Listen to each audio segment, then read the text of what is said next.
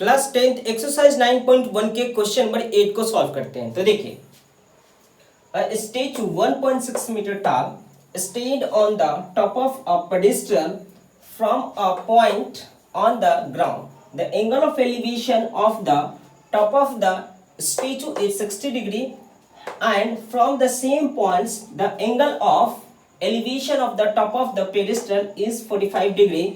Find the height of the pedestal. तो देखिए, एक पेडेस्टल क्या होता है, तो जिसके ऊपर स्टेचू यानी कि मूर्ति को रखा जाता है। तो क्वेश्चंस में क्या पूछा गया है कि एक स्टेचू है जिसका हाइट जो है 1.6 मीटर जो है टॉल है, ठीक है।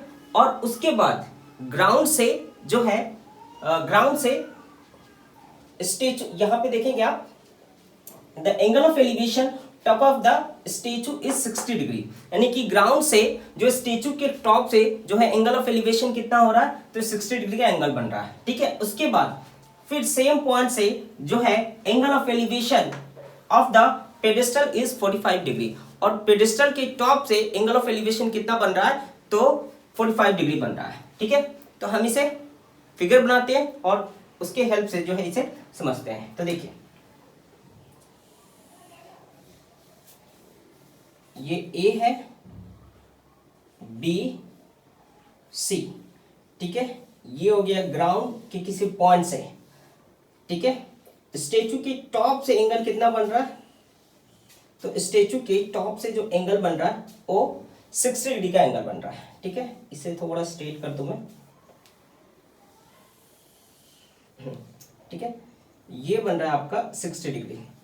उसके बाद अब ये जो पेडेस्टल के टॉप से इसका एंगल कितना बन रहा है, तो ये बन रहा है आपका 45 डिग्री, ये है आपका 45 डिग्री, ठीक है। और स्टेचू का हाइट कितना दे रखा है, तो यहां पे आप देखेंगे स्टेचू का हाइट जो है 1.6 मीटर दे रखा है, तो ये हो गया 1.6 मीटर स्टेचू का हाइट। और हमें क्या करना है, ये पेडेस्टल का हाइट फाइंड करना है, यानी कि ये आपको फाइंड करना है। तो देखिए, अब क्या करेंगे, तो यहां पे आप देखेंगे, अब ए बी क्या है, तो ए बी जो है पेडेस्टल का हाइट है, तो यहां पे लिखेंगे let A B is height of pedestal,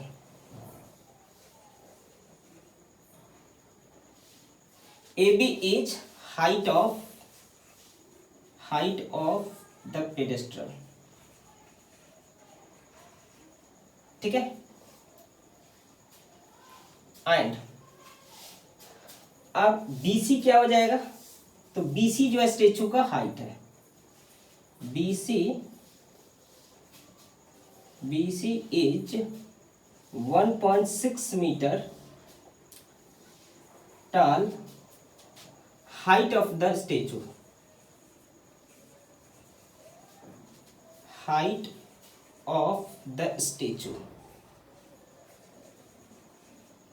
ठीक है। अब देखिए, अब हम ये D पॉइंट मान लीजिए, तो ये ADB में लिखेंगे इन ट्रेंगल ADB। अब ट्रेंगल ADB में देखेंगे, तो यहां पे आप देखिए पंडित बद्री प्रसाद हर हर बोले, ठीक है। यानी P/B जो है किसका इक्वल होता है, तो tan थीटा के इक्वल होता है।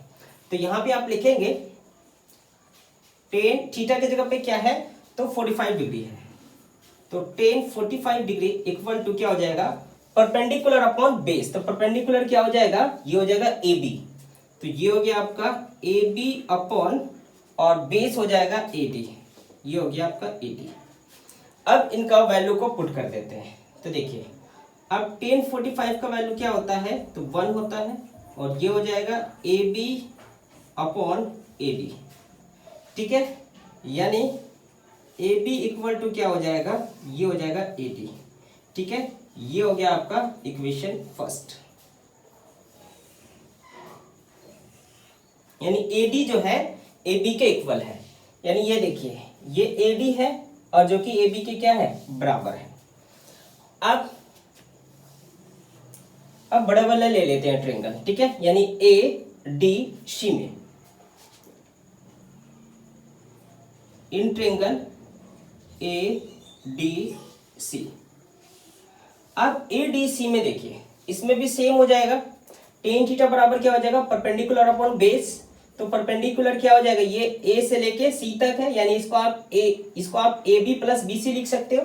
तो देखिए ये हो जाएगा tan 60 degree equal to perpendicular upon base, यानी यहां पे आप लिखेंगे A B plus B C upon base कितना है, तो बेस है आपका ए डी। ठीक है बच्चों, अब देखिए तो टेन 60 का वैल्यू क्या होता है, ये √3 होता है, ठीक है। और उसके बाद अब ये देखिए ए बी बराबर क्या है, ये ए डी दे रखा है, तो ए बी की जगह पे क्या रख सकते हैं आप, ए डी लिख सकते हैं, ठीक है।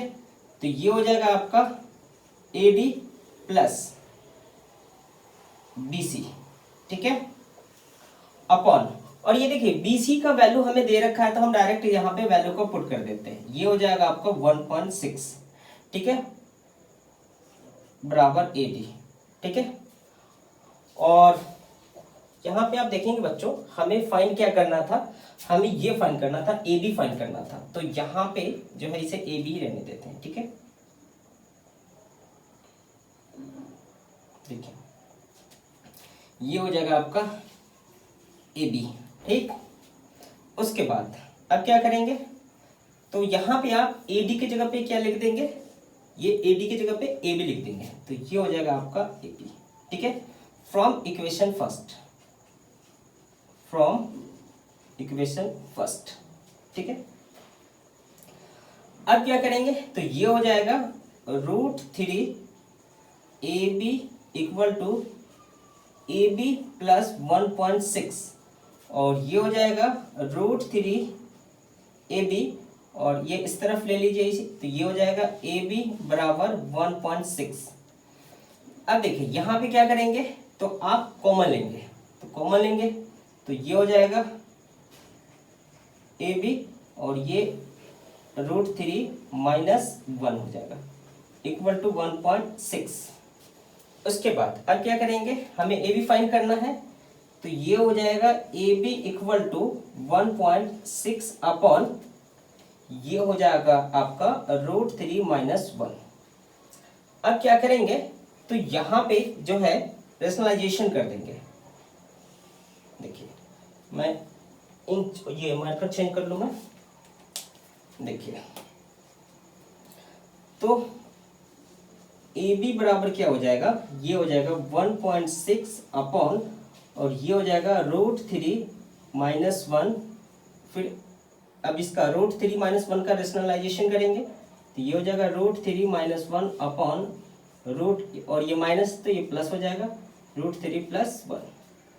उसके बाद AB इक्वल टू, अब ये देखिए ये हो गया 1.6 और √3 प्लस 1 अपॉन, अब देखिए ये है आपका a माइनस बी और a प्लस बी, यानी a square minus b square के फॉर्मूला पे इसे ओपन कर देंगे, तो a स्क्वायर करेंगे, यानी कि √3 का स्क्वायर क्या होता है, तो ये होता है आपका 3 माइनस, और 1 का स्क्वायर तो 1 ही होता है, यानी AB बराबर क्या हो जाएगा 1.6, और ये हो जाएगा ब्रैकेट के अंदर √3 प्लस 1 अपॉन, अब 2 में से बन गया तो क्या, सॉरी 3 में से बन गया तो क्या बचेगा, ये बचेगा 2, ठीक है, तो इसे कैंसिल कर देंगे, तो ये हो जाएगा 0.8, यानी AB कितना निकल के आया, तो AB जो है आपका 0.8, और ये ब्रैकेट के अंदर √3 प्लस 1, ये हो गया, ये मीटर है बच्चों, तो ये हो गया आपका आंसर।